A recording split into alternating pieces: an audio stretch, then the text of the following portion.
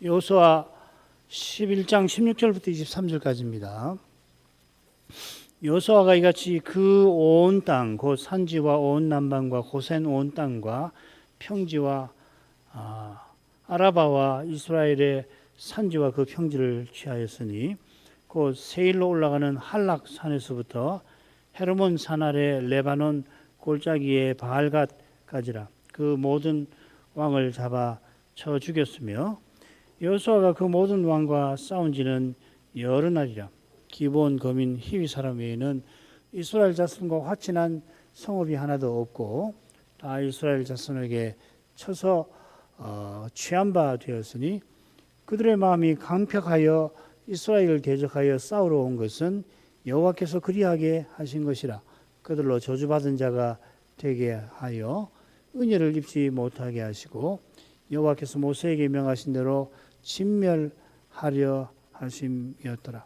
그때 여호수아가 가서 산지와 헤브론과 데빌과 아납과 유다 온 산지와 이스라엘의 온 산지에서 아낙 사람을 멸절하고 그가 또 그 성읍들을 진멸하였으므로 이스라엘 자손의 땅 안에는 아낙 사람이 하나도 남음이 없고 가사와 가드와 아스도데만 약간 남았더라. 이와 같이 여호수아가 여호와께서 모세에게 이르신 말씀대로 그 온 땅을 취하여 이스라엘 지파의 구별을 따라 기업으로 주었더라. 그 땅에 전쟁이 그쳤더라.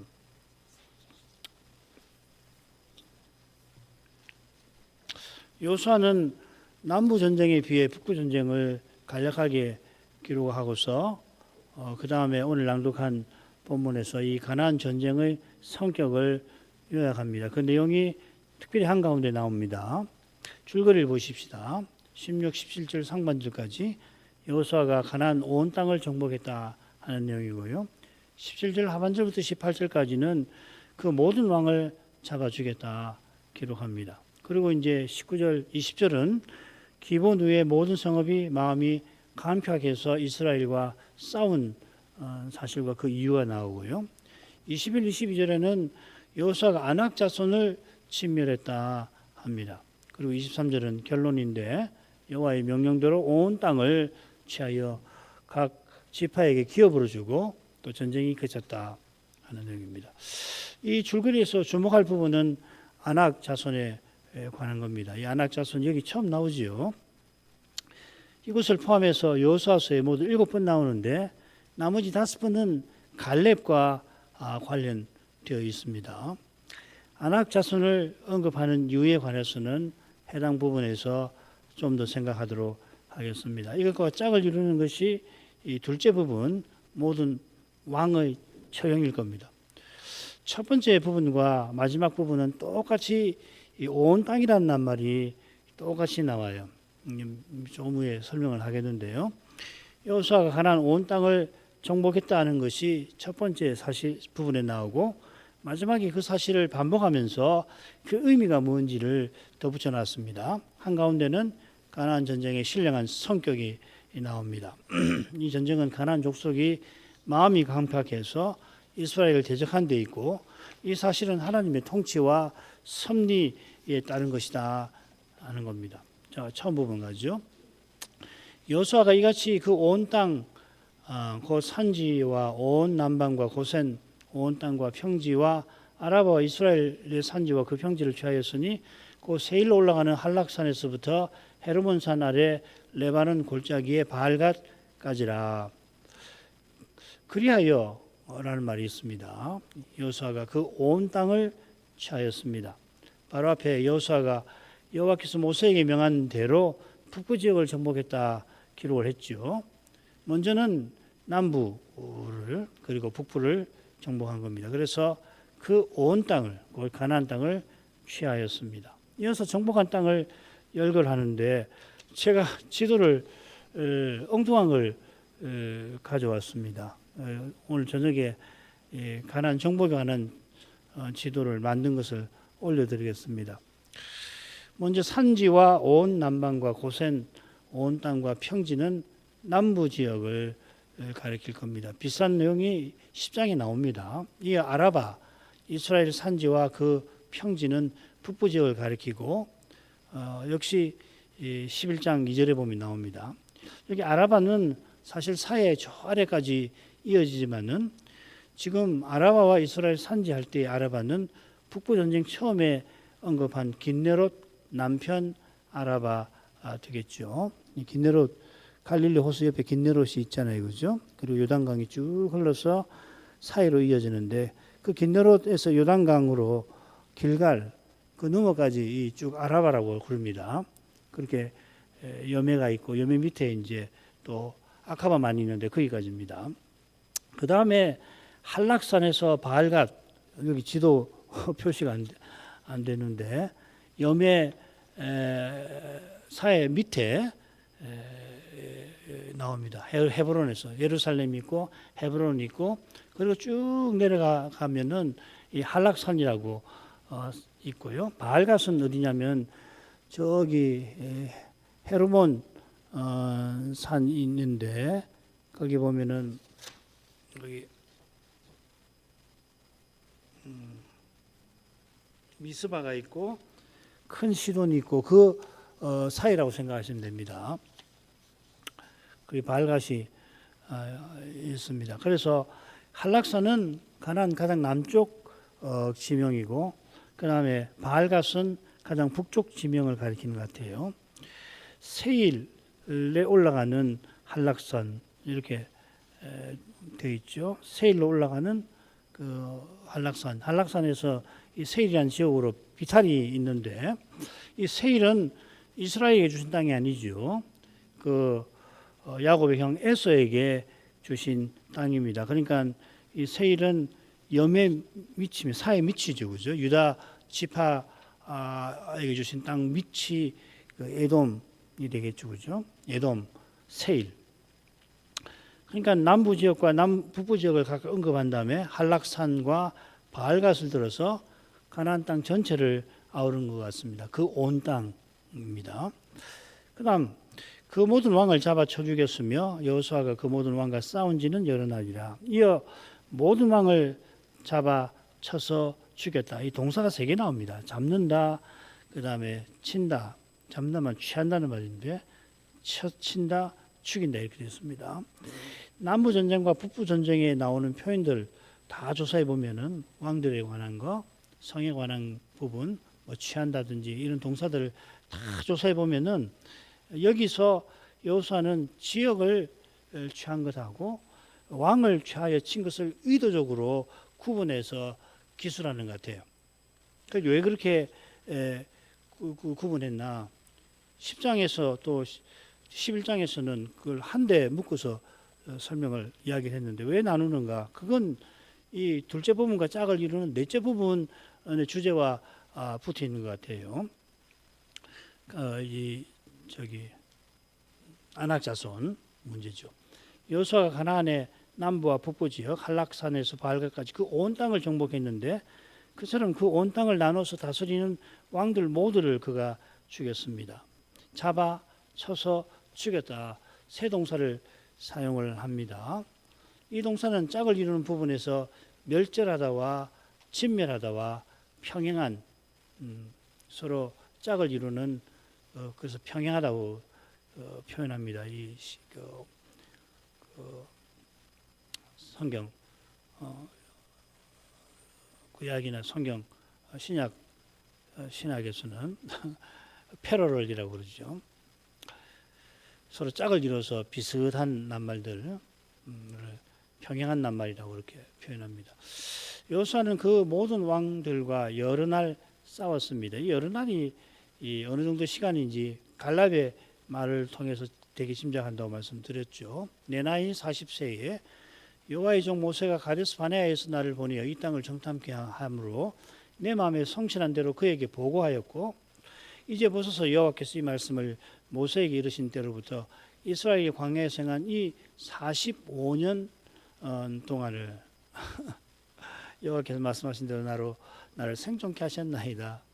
이 부분에서 설명할 건데 광야에 행한 45년이라고 그랬습니다. 이게 이제 전쟁 중에도 가나안에 들어왔지만 집에 사는 것이 아니라 장막에서 치듯이 살았다 이 말이겠죠, 그죠? 오늘날 내가 85세로 돼. 그러니까 85세에 갈렙이 기업의 땅을 구한 겁니다. 이때는 여호수아가 그 모든 왕들을 죽인 후일 테지요. 이때는 그가 가데스 바네아에서 가나안 정탐에 나선 때 그의 나이 40세로부터 때로부터 45년 지난 후입니다. 가나안 정탐은 아마 출애굽 제2년이었을 겁니다. 아무리 계산해봐도 민수기 13장, 14장, 13장, 14장은 제2년 이야기일 거예요. 그래서 출애굽 한때는 갈렙이 39이고요. 가나안 정탐할 때는 40세가 되고, 그러고서 가나안에 입성한 것이 79세쯤 되겠죠. 그리고 가나안 정복한 직후가 85세 될 겁니다. 가나안 입성이 정월 41년 정월 있었죠. 그리고 요단강을 도하했고 여리고와 아이를 정복하고 기브온과 언약을 체결했습니다. 그런 다음에 이제 이 기브온과 언약 때문에 남부 전쟁이 일어나고 그 후에 북부 전쟁이 발발하였습니다. 여호수아가 싸운 그 모든 왕에는 여리고와 아이 왕도 포함시켜야 할 겁니다. 이런 점을 고려하여서 학자들은 여러 날이 길면 7년일 거고 짧으면 5년 정도 될 거다 이렇게 추측을 합니다. 겹치는 이건 복잡한데 대략 7년 혹은 어떤 사람은 5년 정도 잡습니다. 앞뒤로 떼면 그렇게 되겠죠. 19절 20절 기본 거민 히위 사람 외에는 이스라엘 사람과 화친한 성읍이 하나도 없고 다 이스라엘 자손에게 쳐서 취한 바 되었으니 그들의 마음이 강팍하여 이스라엘을 대적하여 싸우러 온 것은 여호와께서 그리하신 것이라. 그들로 저주받은 자 되게 하여 은혜를 입지 못하게 하시고 여호와께서 모세에게 명하신 대로 진멸하려 하심이었더라. 이제 가나안 전쟁의 성격을 설명하는 겁니다. 이 전쟁은 이스라엘과 화친한 관점에서 평가가 되는 거죠. 첫째로 기본 이 히위 사람 외에는 이스라엘과 화친한 성읍이 하나도 없는 여기서 이게 국가 간 전쟁이 아니라 거룩한 전쟁인 게 드러납니다. 가나안 전쟁을 다루는 둘째 대목 처음에 보면 이 가나안의 모든 왕들이 모여서 일심으로 이스라엘과 더불어 전쟁하려고 했다. 9장 1, 2절에 나오죠. 그들이 전에는 여호와께서 행하신 일을 듣고는 마음이 녹아 전의를 상실했다 했는데 희한하게도 여리고와 아이 이 사건 이후로는 일심으로 이스라엘을 치료했습니다. 그 원인, 근본적인 이유가 20절에 나옵니다. 같은 이유에서 기브온은 이스라엘과 화친하는 거죠. 기브온 거민이 이스라엘과 화친한 이유가 하나님께 있듯이 나머지 모든 성이 화친하지 않은 이유도 그러합니다. 그들이 화친하지 아니한 것은 하나님 앞에 가정한 그들의 죄와부터 있습니다. 하나님 대신 우상을 섬기고 특별히 몰렉을 섬기고 육신의 정욕에 휩싸여 살았습니다. 근친상간. 하나님께서 그들의 가정한 죄를 심판하려 가나안에 오실 때에 라합은 이 여호와께서 상천하지 홀로 참 하나님이심을 깨달았습니다. 라합과는 좀 다르지만 기본도 이스라엘과 화친하는 것만이 살 길이라는 것을 깨달았습니다. 그들이 비록 거짓으로 속여 화친하긴 했지만 하나님께서 그들에게 살 길을 열으셨죠. 그게 성전에서 종으로 섬기는 겁니다. 그러나 다른 왕들과 성읍은 스스로 살 길을 찾다가 영원히 망할 길을 택하고 말았습니다. 사람이 죄의 책임을 면제받고 죄의 권세에서 건진받는 것이 영원한 살 길입니다. 이스라엘도 가나안과 싸워 이겨서 구원받는 거 아니죠. 그 전쟁을 통해서 메시아를 바라보아야 합니다. 더욱이 가나안 왕들이 전쟁에 혹 이겼다 한들 더 가정한 죄의 구렁텅이에 떨어졌겠죠. 죄에 휩싸이면 어두워져서 마침내 무모한 짓을 벌이고 말듯이 가나안 왕들도 살 길인 화친보다 멸망할 전쟁을 택한 겁니다. 그 결과 다 이스라엘 자손에게 쳐서 취한 바 되었다. 이스라엘과 전쟁에서 오히려 패배하게 됐다 했습니다. 가나안 왕들이 화친하지 않고 전쟁에서 이스라엘에게 전복된 이유가 20절에 나옵니다. 그들의 마음이 강팍하여 이스라엘을 대적하여 싸우러 온 것은 하나님께서 그리 하신 것이라. 늘 이런 말을 하면 하나님께 송구한데, 가난한 사람이 원래 마음이 순한데 하나님께서 강팍하게 만드신 게 아닙니다. 그들이 가정한 죄를 여전히 짓는데 하나님께서 주신 선한 것들 없이는 그것조차 불가능한 거죠. 지옥의 불꽃 중에서 부자가 손가락에 묻은 물로라도 자기 혀를 잠시 서늘하게 했으면 바라면서 그 지독한 고통 중에 이를 갈 뿐이지 거기서는 다른 거 생각할 틈이 없는 거죠. 땅에 있는 자기 형제를 어떻게 하면 구원할까, 그런 생각을 했다고 비유해서 그런 해석을 하면 곤란하겠죠. 그런 거 생각할 틈 없습니다. 얼마나 고통스러운지. 하나님이 주신 선한 것들로 악을 지어낼 정도로 인생이 타락한 거지, 그 선한 것들 자체가 죄짓게 하는 건 아닙니다. 오히려 하나님은 이 선한 것들을 주셔서 죄 짓는 일을 억제하십니다. 이 일반 은총이라고 그러죠. 그리스도 안에서 구원의 일을 이루려고 그리 하시는 겁니다. 자기 아들을 아끼지 않고 내어주신 하나님께서 순전한 사람들을 죄짓게 만들어 멸망하게 하실 리가 없습니다. 그처럼 이스라엘이 가나안에서 제사장나라와 거룩한 백성으로 서나가게 하시려고 이렇게 해야 이제 온 세상을 구원하시는 일을 이루시는 거 아니에요. 아브라함 때는 그들의 가정한 죄가 관영하지 않도록 억제해 주신 겁니다. 일반 은총을 베풀어 주신 거예요. 이런 죄가 억제가 돼야 가난한 사람들도 살기가 낫지. 그런 죄가 관영하면 사람이 어떻게 사냐 말이죠. 이제 그 은총을, 일반 은총을 거두시니까 그들이 마음이 강팍하게 되어서 전쟁에 나서게 된 겁니다. 하나님께서 이제 가나안 족속을 심판하려 하십니다. 그들로 저주받은 자 되게 하여 은혜를 입지 못하게 하시고, 저주받은 자 되게 한다, 이게 새겼는데, 이 하람이라는 말이에요. 이게 이제 각주 보면은, 여러분 성경 갖고 있는 각주 보면은 저주받은 자, 바친 자 되게 하여 이렇게 번역이 되어 있죠. 이 하람이라는 말입니다. 여호와께서 진멸하셔서 은혜를 입지 못하게 하십니다. 이 표현이 이 은혜라는 표현이 드문 표현이거든요. 이스라엘이 포로에서 돌아오게 하신데 쓴 표현이에요. 그 배도했지만은 포로 잡혀간 이스라엘에게 은혜를 베풀어 돌아오게 하셨는데 가나안 왕들은 제외됐다는 말이죠. 진멸됐다는 말입니다. 21, 22절 그때 여호수아가 가서 산지와 헤브론과 드빌과 아납과 유다 온 산지와 이스라엘의 온 산지에서 아낙 사람을 멸절하고 그가 또 그 성읍들을 진멸하였으므로 이스라엘 자손의 땅 안에는 아낙 사람이 하나도 남음이 없고 가사와 가드와 아스도데만 약간 남았었더라. 그때에라고 하는 이 표현이 여호수아에 4번 나옵니다. 다른 3번은 앞선 사건과 관련해서 앞선 사건을 가리키면서 특정한 시간입니다. 그때 하면 좀 막연한 감이 있잖아요. 그때 하면은 막연하게 우리가 쓴단 말이죠. 그런데 여호수아서에서는 특정한 시간을 늘 가리켜요. 가령 가나안의 모든 왕들이 요단 도하에 관하여 듣고 마음이 녹았을 그때에 이스라엘이 할례를 행했다. 여호수아가 여리고에 헤렘을 시행했을 바로 그때에 여리고 재건을 경고했죠. 여리고 재건을 경고한 건 그 헤렘 한 그때 한 거 아니에요.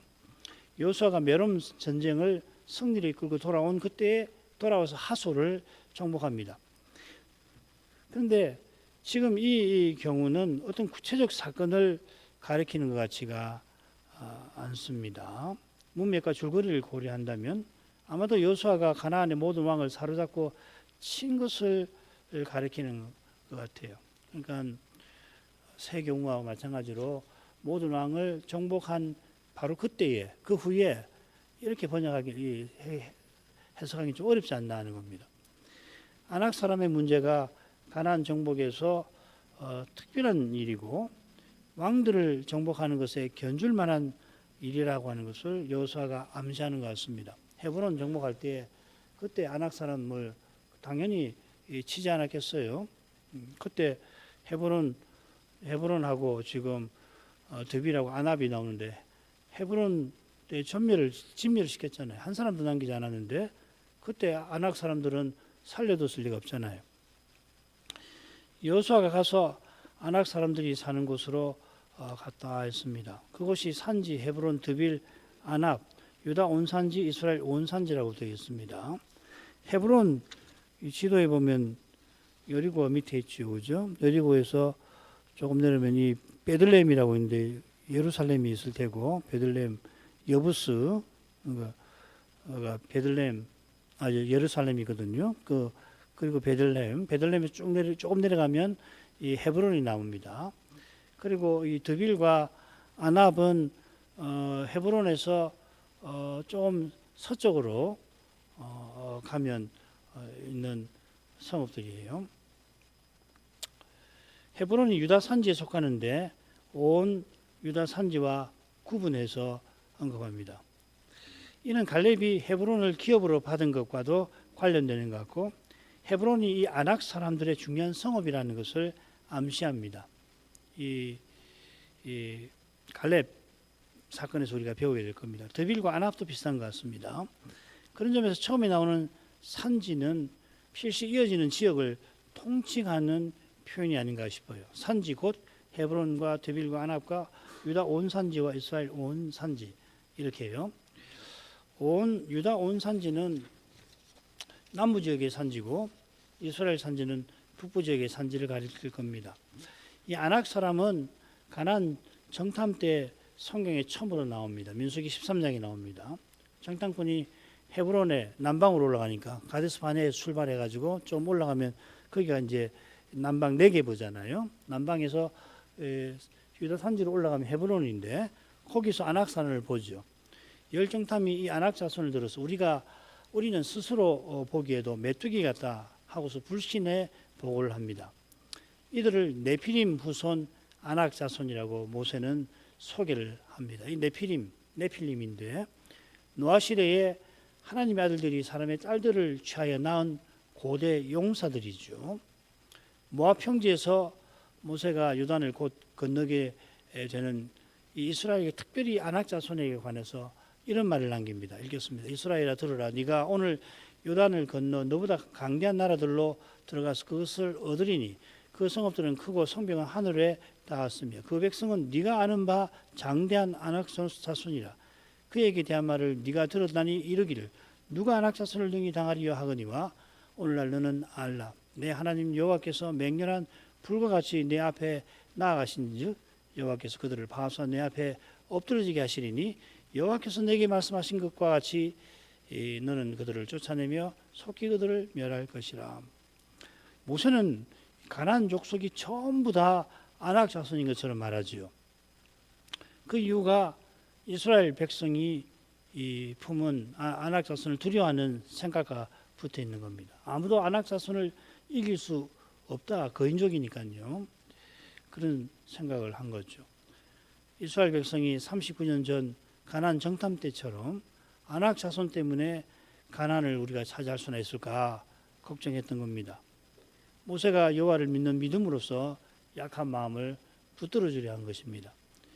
여호수아도 이 사실을 잘 알고 있습니다. 갈렙과 함께 정탐에 나섰고 그때 백성이 아낙 자손 이야기에 낙담해서 이집트로 돌아가려 했던 것을 직접 경험했습니다. 그가 여호와께 주신 모세의 명령을 따라 가나안을 정복할 때 이 아낙 자손의 문제를 중요하게 생각했던 건 의심의 여지가 없지요. 아낙 자손을 치는 것은 예컨대 가나안 정복에서 가장 중요한 과제였을 겁니다. 아낙 자손을 물리치지 못하면 모든 왕과 성을 정복할 수 없었던 것입니다. 그래서 이제 왕을 정복했다는 내용하고 이 짝을 이루도록 이 아낙 자손 이야기를 그렇게 배치를 한 거죠. 그러니까 왕을 먼저 치고 그 다음에 아낙 자손을 쳤다. 시간 순으로 읽으면 곤란한 거예요. 성들을 온 땅을 차지한 것하고 왕들을 친 것하고가 시간적으로 순서가 있을 리가 없잖아요. 그러니까 성경을 읽을 때에 역사적인 기록이니까 시간 순서로 기록이 되어 있겠다. 그럼 물론 맞는데 어떤 단위에서는 이렇게 문학적으로 단락을 잘 배치해 가지고 이 사건 전체를 이해하는데 큰 도움을 주도록 되어 있는 거거든요. 그러니까 아낙 자손을 죽인 것은 왕들 다 죽인 다음에 뭐 그 다음에 헤브론으로 다시 가서 아낙 자손을 쳤다. 그건 맞지 않는단 말이죠, 그렇죠? 성경을 어떤 식으로 기술했나 이 줄거리를 살피는 것이 그 점에서 대단히 중요한 겁니다. 자, 그 정도 하고요. 여호수아가 아낙 사람을 멸절하고 그 성읍들을 진멸하였다. 멸절한다는 말은 끊는다 하는 겁니다. 같은 뜻으로 여호수아에 두 번 더 쓰이죠.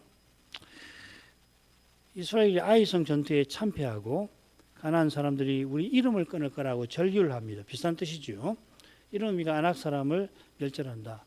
아낙 사람을 지면에서 사라지게 한다는 이야기입니다. 이게 성읍들을 진멸하는 것과 붙어 있죠. 헤브론은 뭐 진작 나무 진역 때 진멸하지 않았어요. 그 사건을 이제 모아다가 기록하는 거라 그렇게 이해하시면 됩니다.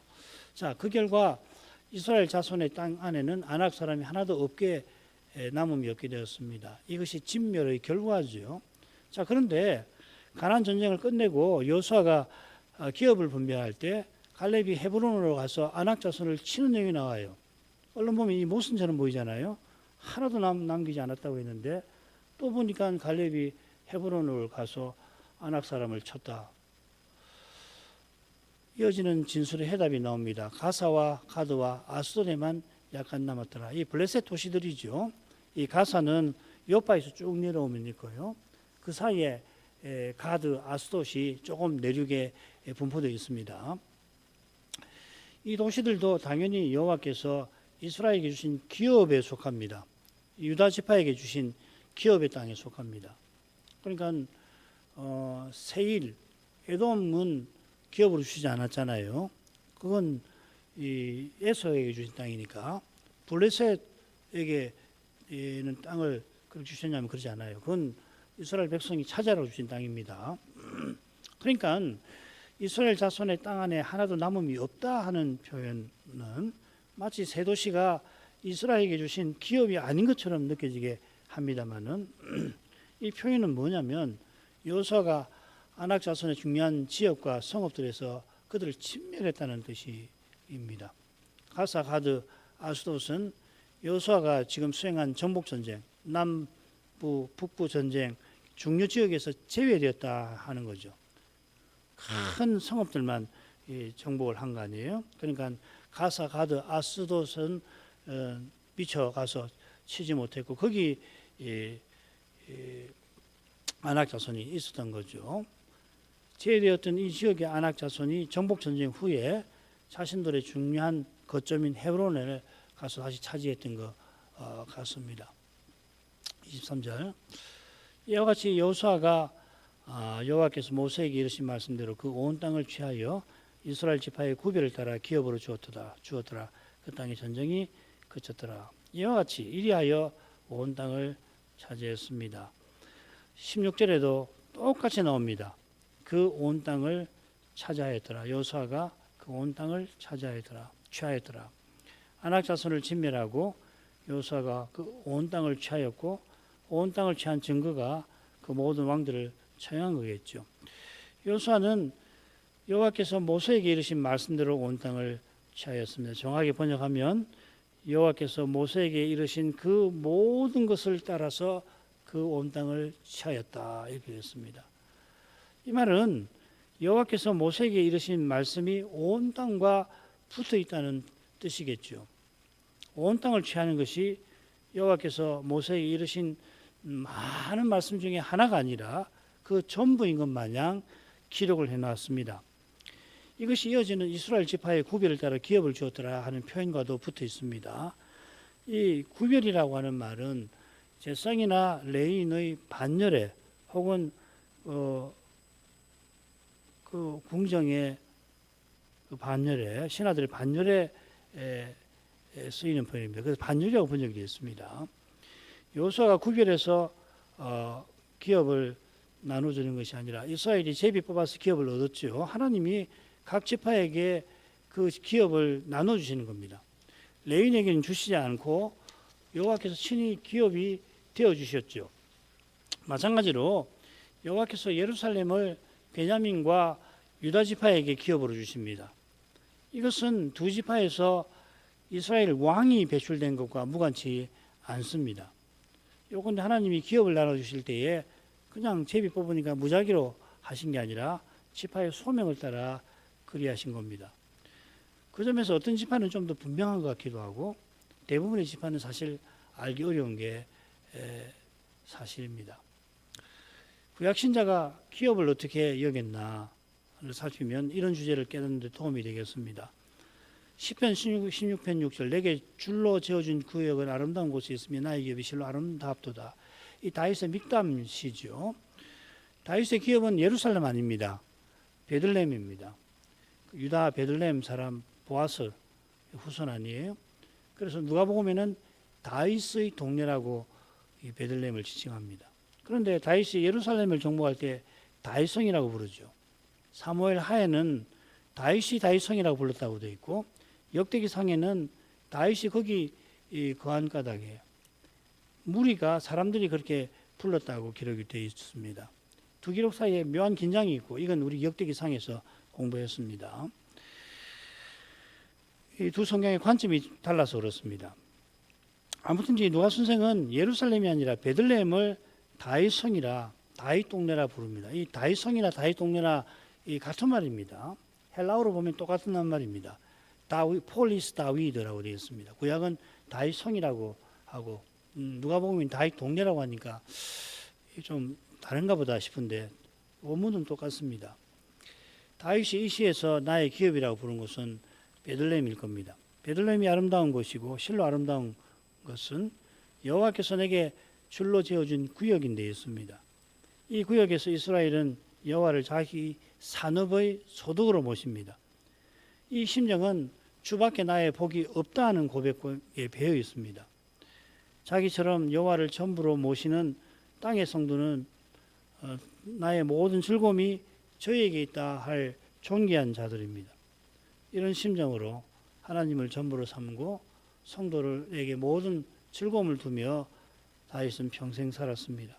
젊어서 사울 왕에게 미움받아 유다 광야에서 방황할 때에도 나라를 통일하고 예루살렘 궁정에 살 때에도 그는 하나님을 전부로 모시고 성도에게 모든 즐거움을 두며 산 겁니다. 이게 소명 이루는 삶입니다. 이런 삶에 하나님이 지파마다 구별을 따라 기업 주신 뜻이 있습니다. 주신 기업이 농사 잘 되는 평야지대, 이스라엘 평야 같은 데 말이죠.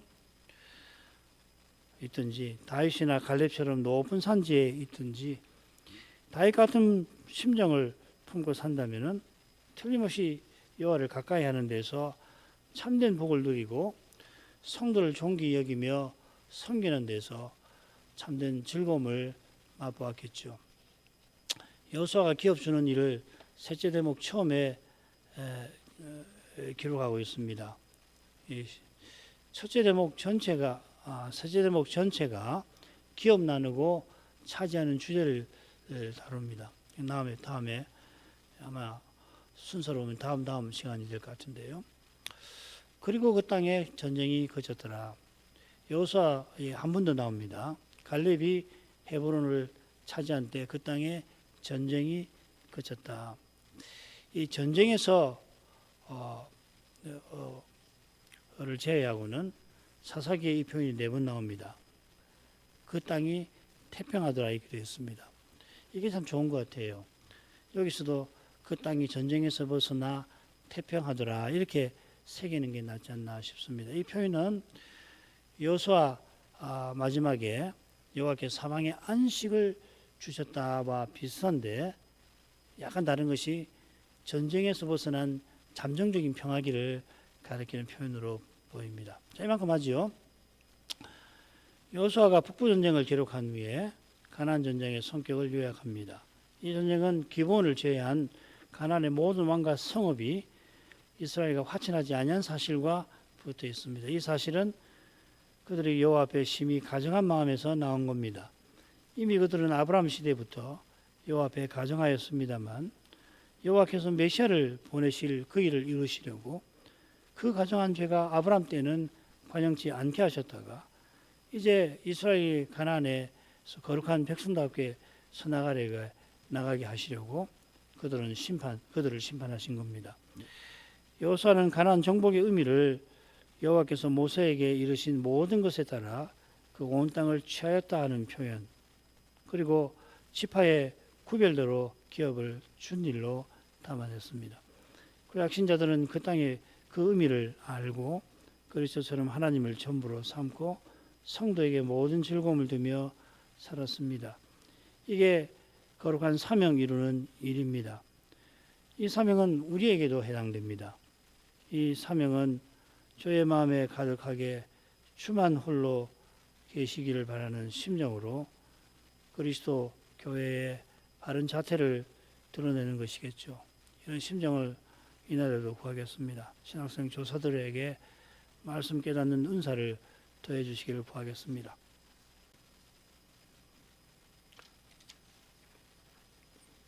기도하겠습니다. 거룩하신 아버지, 여호수아가 가나안 전쟁을 기록하고서 이어 그 전쟁의 성격을 요약하고서는 전쟁의 의미와 목적을 통하여서 오고 오는 주님의 교회들이 다시 오시는 메시아와 영원한 하늘나라를 바라보게 한 것을 이날에도 저희가 살펴봅니다. 과연 가나안 모든 왕들이 기본과 달리 이스라엘과 화신하지 않고 그 마음이 강팍해져서 그런 마음으로 하나 되어 이스라엘과 싸우려 한 데서 하나님이 가나안 족속을 멸하려 하신 이 일에 얼마나 거룩한 역사에 또 인류 역사에도 중대한지 모를 수가 없나이다. 하나님이 이처럼 이 무서운 죄를 심판하지 않고 방치하신다면 세상은 벌써 망하고 모든 이는 지옥에 추락해 있었을 것입니다. 이미 아브라함 때의 가나안 족속들은 하나님 앞에 가정한 죄를 범하였지만 그 죄가 아직은 관영하지 아니한 까닭에 하나님께서 수백 년 가나안 족속들이 그 땅에서 살아가도록 하셨습니다. 죄가 관영하지 아니한 것은 그들이 그만큼은 선해서가 아니요 이미 그토록 악한 상태였으나 하나님이 일반 은총으로 그들의 악을 억제해 주신 덕분인 것을 그래서 그런 사회에서도 약한 자들이 그 악에 희생되지 않도록 해 주신 것을 그들이 이제 이스라엘과 싸우려 한 데서 확인합니다. 하나님께서 거룩한 뜻을 이루시려고 이스라엘을 가나안에 이끄실 때에 그 땅이 선주민의 악한 죄로 그 선주민을 토해낼 지경이 되었지만은 그런 소망 없는 끔찍한 땅에서 하나님은 천하 만민이 복을 얻는 그 길을 계속해서 열어가고 계셨나이다. 그 길은 메시아께서 뱀의 머리 사탄을 멸하시는 그 사건을 향하여 열렸습니다. 여호수아가 여호와께서 모세에게 명하신 모든 것을 따라 그 온 땅을 취하였을 때 하나님께서는 여호수아와 이스라엘의 순종을 받으시고 친히 이 세상 오시는 그 길을 열어 가셨을 줄 믿습니다. 마침내 여호와께서 때가 차서 여인의 몸에 나시고 여호와의 종께서 십자가에서 하나님의 저주를 우리 대신 받아주신 덕분에 이제 그리스도를 믿는 자마다 아브라함의 자손이 되고 약속하신 성신을 선물로 받아서 그 성신을 힘입어 그리스도 안에 하나의 새로운 사람으로 존재하며 살아가게 하십니다. 이 새로운 사람이 그리스도 안에서 아버지께로 나오게 하십니다. 그리스도께서 주님의 몸을 머리이신 주님께 자라가게 하십니다. 이 순간에도 주님은 그 일을 쉬지 않으십니다. 그 증거가 복음이 모든 민족에게 전파되고 있는 데에서 드러납니다. 놀랍게 배도가 온 세상에 퍼지고 있는 거기서도 우리 주 예수 그리스도께서 그 위대한 일을 성취하고 계시는 사실이 드러납니다. 베드로가 사도가 활약하던 시대에도 있었으나 주님과 사도의 예언대로 이제 전 세계적 현상이 되었고 그 현상은 심해지고 있습니다. 예수께서 힘이 없어 이런 일이 생긴 게 아니라 아담의 죄가 그 원죄로 말미암아 생겨난 온갖 죄가 이만큼 강력하고 끔찍한 것을 이 현상은 보여주고 있을 뿐 아니라 우리 주께서 이 죄보다도 훨씬 능력이 많으셔서 은혜로우셔서 이런 죄에도 불구하고 심지어 베드로를 통하여서도 아버지의 뜻을 온전히 이루고 계시나이다. 예언대로 다시 오시기 위하여서 오셔서 우리를 주님과 같아지게 하시기 위하여서 그 길에 필요한 배도가 있어야 한다 하신 줄 압니다. 왜 이러한 방식으로 주께서는 세상을 경영하시고 거룩한 역사를 완성해 가시는지 미혹한 저희로서 여전히 알지 못하는 것이 숱하게 많사오나 그처럼 일상에서 죄와 죽음의 현실 가운데 도무지 아무리 생각해봐도 이해할 수 없는 그런 일들이 적지 않게 있사오나 그럴 때마다 아들을 아끼지 아니하신 아버지의 사랑과 우리 위하여 목숨 버리신 그리스도의 은혜를 더욱 의지하나이다. 당장에 이해할 수 없는 그 모든 것이 당차 다 깨닫게 되게 하실 뿐 아니라 주님을 전심으로 의지하는 우리에게 주님이 친히 해답과 만족과 기쁨이 또한 되어주시는 줄을 믿습니다. 이제도 높이 되신 그리스도를 바라보나이다. 예수님 이름으로 기도합니다. 아멘.